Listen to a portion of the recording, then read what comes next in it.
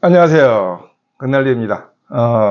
오늘 제 방송이 좀 색달라졌죠. 좀 멀리서. 왜냐면, 제가 마이크가 좀 성능이 안 좋아서, 우리 구독자께서, 이렇게 무선 마이크를 선물해 주셔서, 이제 좀 멀리 떨어져서, 이 대화를 할 수 있습니다. 왜냐면, 제가 이 핸드폰 하나 놓고 앞에 다니까, 이게 얼굴만 크게 나오니까, 어떤 분이 제가 덩치가 큰지 알아. 사실은 뭐, 큰, 일반 보통 사람의 크기고요. 체격도 그렇습니다. 자, 오늘은요, 이 돈 맛에 대해서 한번 얘기해 볼까 합니다. 제가 예전에 쓴 책이에요. 돈 맛. 돈 맛을 알아야 부자로 산다라는 주제로 쓴 책입니다. 20년 됐어요. 우리 돈 맛에는 이 단맛, 쓴맛, 신맛, 뜨뜻한 맛으로 이게 네 가지로 이게 분류하는데, 제가 원래 좀 바리스타, 커피에 대해서 조예가 아주 깊은 사람입니다. 근데 이제 이 커피에도 단맛, 쓴맛, 신맛, 뜨뜻한 맛이 있어요. 그것을 이제 마찬가지로 이 돈에도 그런 맛이 있다라고 이제 제가 이제 대칭 비교해서 이제는 표현한 겁니다. 우리가 단맛은 너무 잘 알죠? 내가 사고 싶은 옷, 내가 사고 싶은 핸드백, 내가 타고 싶은 차, 내가 먹고 싶은 고급 레스토랑, 한정식의 음식, 또 내가 즐기고 싶은 레저 등등, 돈으로 할 수 있는 맛들은 너무너무, 단맛은 너무너무 많습니다. 그래서 그 단맛을 겪으려면은 열심히 돈을 벌어야 되겠죠. 근데 만약에 단맛만 알고 열심히 일을 하지 않으면 그게 바로 범죄죠. 그래서 이 단맛만 알고 열심히 노력하지 않고 일을 하지 않는 사람은 범죄자의 길로 가게 되는 거고, 열심히 일을 하면은 이제는 단맛을 계속 즐길 수 있는 인생이 행복한 거죠. 근데 이제 쓴맛을 우리가 살다 보면 겪죠. 어떤 겁니까? 돈에 대해서 돈이 없어서 모욕을 당하거나, 돈에 없어서 멸시를 당하거나, 돈이 없어서 괴롭고, 이런 게 이제 이 돈의 쓴맛이라고 하겠죠. 대표적인 건 이제 돈이 없어서 돈을 못 갚아서 상대에게 모욕을 당하거나 멸시를 당하는 게 가장 쓴맛이라고 할 수 있습니다. 그러고 다음에 이제 우리가 신맛이 있죠. 신맛은 뭡니까? 신맛은 좋은 사람은 좋아하지만 또 싫어하는 사람은 싫어하는 호불호가 신맛 아니에요? 그러니까 돈을 갖다가 내가 이 돈으로 인해서 어떤 구속을 받는 걸 말하는 거. 어떤 사람들은 그냥 돈을 모으기만 해. 좋은 일에는 하나도 쓰지 않아. 그래서 어느 정도냐면 돈을 모으기 위해서 자기가 막 궁핍하게 살아. 저 사람은 좀 부자인 것 같은데도 맨날 그냥 이 싸구려나 찾고, 옷도 그냥 구질구질하게 입고, 죽을 때 돈 가져갈 것도 아닌데, 그렇게 사는 사람이 옆에서 보면 불쌍해 보이잖아. 저 돈 모아서 뭐 할 거야? 죽을 때 가져갈 것도 아닌데, 저 모아다 자식 고마워 하나 할 줄 알아? 천번만번 얘기지. 자기가 그렇게 고생을 해서 돈을 벌어갖고 자식한테 줘도 자식 고마워하지 않아. 당연하다고 생각하지. 원래 배려가 지속되면 권리가 되잖아. 지 아버지가 부자면 저게 다 지 건지 알아. 그건 당연하다고 생각하기 때문에 고마워하지도 않아. 착각들 하지 마. 그러니까 우리가 이 돈을 벌어서 자기가 써야 돼. 자식한테 쓰는 거. 그럼 내가 어디에 써야 돼?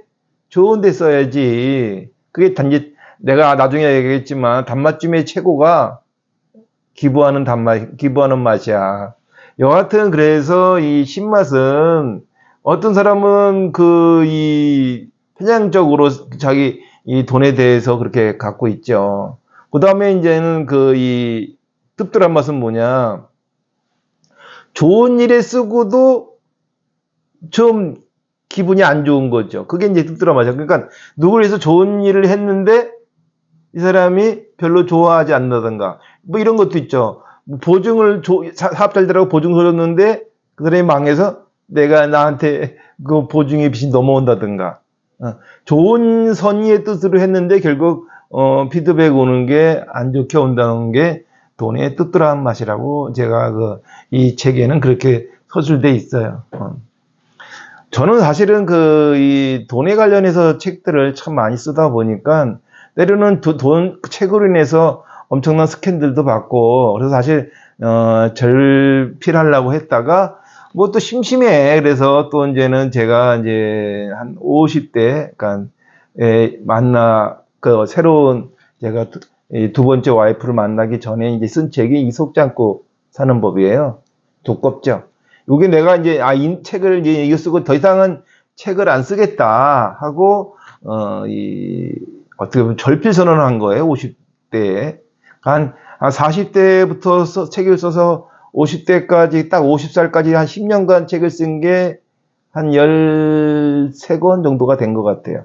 13권 정도를 10년 동안 거의 한 1년에 한 권 정도 책을 썼다고 보면 되죠.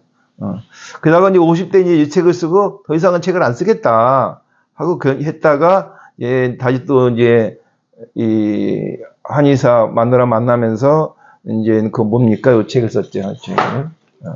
암을 고친 천재들이라는 이 민간요법. 왜냐하면 이제 집사람은 한의학 박사이기 때문에 저는 이제 그 민간요법에 대해서 이제 또 책을 쓰게 됐고, 다음에 이제 제가 현재 목회를 하잖아요. 그래서 이제 목회를 하면서 이제 쓴 책이 이제 이거죠. 근데 저는 이 책을 쓰지 않아야 돼요. 근데 사실은 저는 일기장 같은 책이에요. 다 거의 다 뭐 그때 그 경험을 쓴 책이죠. 그런데 우리가 이 살면서요, 흔적이라고 흔적이죠. 근데 제가 오늘 주제는 뭐냐면요, 우리가 이 돈에 대해서, 사채업에 대해서 제 나름대로의 생각을 한번 말씀해 드려볼게요.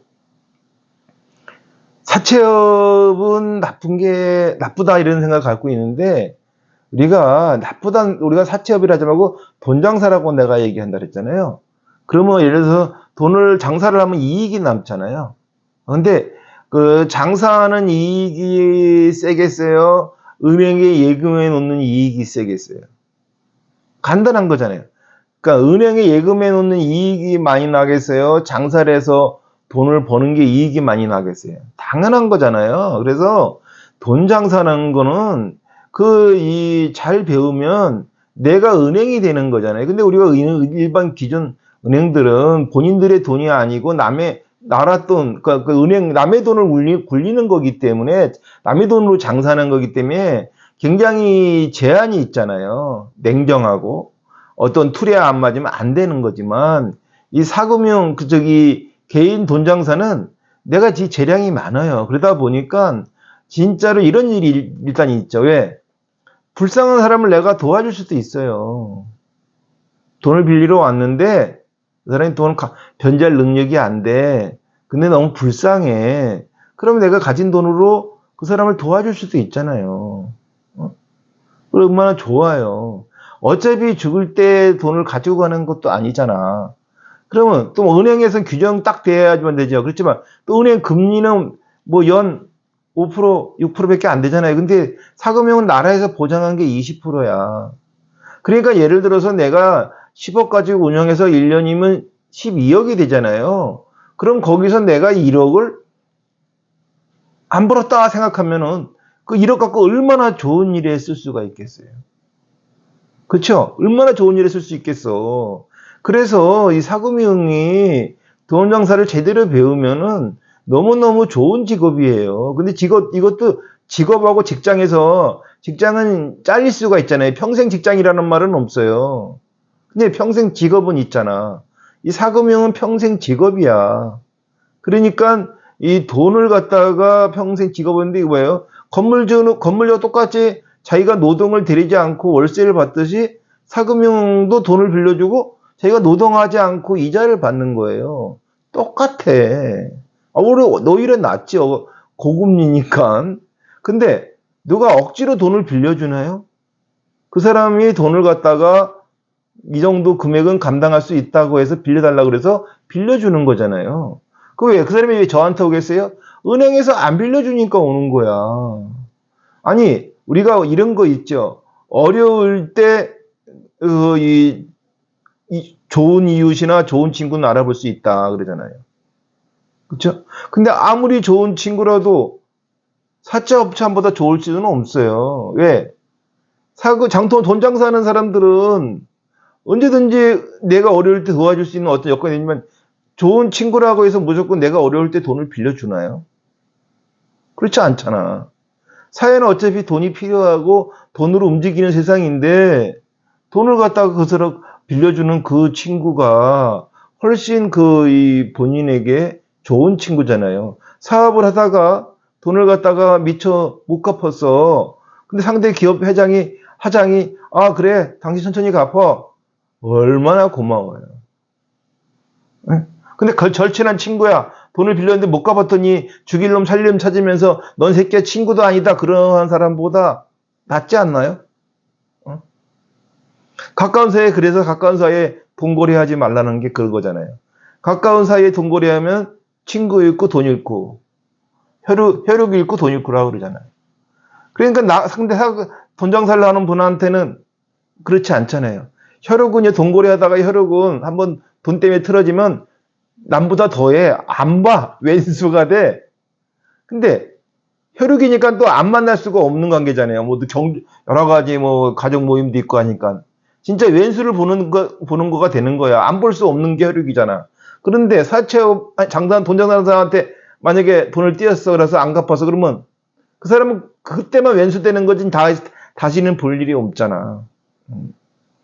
우리가 은행에서 대출 받아갖고 돈 못 갚아서 지금 경매 날라가서 돈 대출 받을 때 우리 지점장님하고 뭐 했지만 결국 경매에서 집 날라가는데 그 지점장 다시 볼 일이 있어? 없어.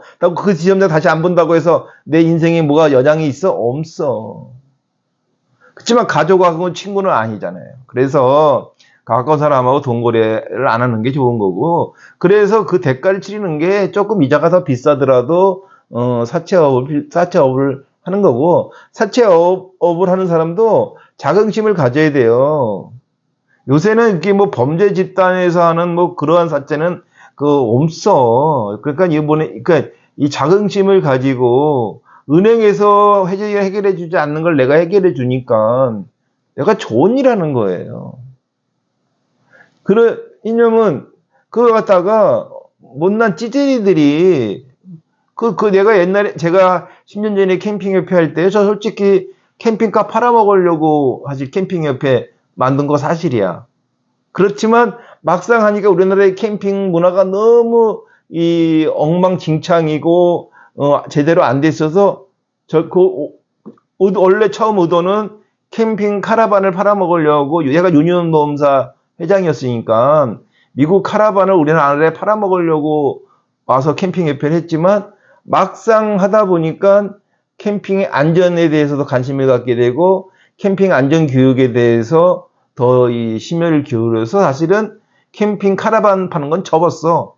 그런데 일반 찌질이들이 캠핑카 팔아먹으려고 협회 만들었다 이런 식으로 하더라고.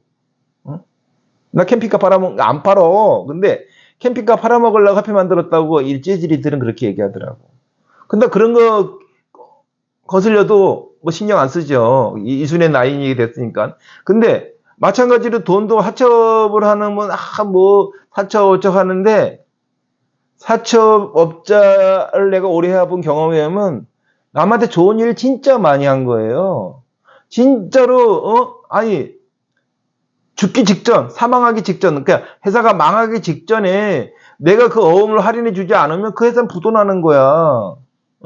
그럼 부도나면 그 회사가 그 많은 종업원들이 다 어떻게 됩니까? 실직자가 되는 거예요.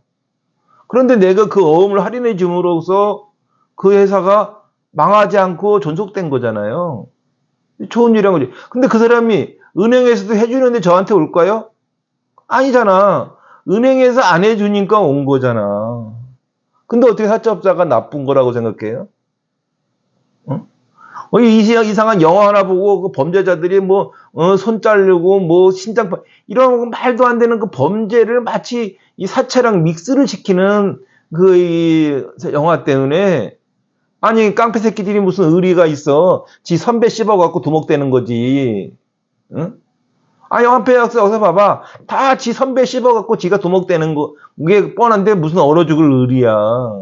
그 사채업도 마찬가지로, 사채업이 뭔 범죄자들이 하는 걸 갖다가 사채업자가 한다고 생각해. 사채업에 대한 긍지가 있어야 돼요. 남들이 못 해주는 걸 해결해 주는 거잖아. 그 고금리 이자 많이 받는 거, 이자 받는 거 누가 쓰라 그랬어? 응? 억지로 줬어? 그러니까 본인이 사금융을 제대로 알아서 그 싼데 이자 싼데 알아보고 확실한데 대부업체가 등록된 업체인지 이런 거 하라 확실하게 사금융 업체에 대해서 알아보고 돈을 빌려야지. 범죄자들한테 돈을 빌려놓고 그거 사채업이다. 그 말이야 똥이야. 안 그래? 응? 아니 등록된 대부업체한테 돈을 빌리지 않고 악덕 범죄자한테 돈을 빌려놓고 그걸 사채업이다 이렇게 생각하잖아. 응? 사금융을 제대로 알고 내가 대처를 한다면 더 좋고 사금융업을 하는 것도 남이 해결해주지 못하는 걸 해결해주는 거예요. 친척도 해결해주지 않는 걸 해결해주는 거야. 이 돈 장사하는 사금융업자가. 응? 사금융 하시는 그리고 그렇게 해서 또 좋은 일 했으면 더 좋지. 제가 사금을 가르쳐드리는 게 그런 뜻이에요. 돈을 벌어서 좋은 데 쓰시라. 그게 내가 사금을 가르쳐주는 핵심입니다. 오늘 사금융을 하는 사람들에게 너 근기와 자긍심 가지시고 사금융을 대해서 제대로 알고 계시면 그런 악덕 사채업자 범죄자들하고 같이 거래할 일은 없습니다. 네. 오늘 방송 여기서 마치겠습니다. 그리고 오늘 다시 한번 이 무선 마이크 사주신 구독자님께 다시 한번 감사드립니다. 오늘 방송 여기서 마치겠습니다.